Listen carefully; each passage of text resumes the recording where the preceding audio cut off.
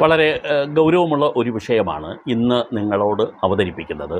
നമ്മുടെ നാട്ടിൽ വ്യാപകമായി ഉണ്ടായിട്ടുള്ള ഒരു പരാതിയാണ് അയൽക്കാരൻ്റെ വൃക്ഷം നമ്മുടെ പറമ്പിലേക്ക് തള്ളി നിൽക്കുന്നു, ഇല്ലെങ്കിൽ അതിൽ നിന്നുള്ള ഇലകൾ നമ്മുടെ പറമ്പിലേക്ക് വീഴുന്നു.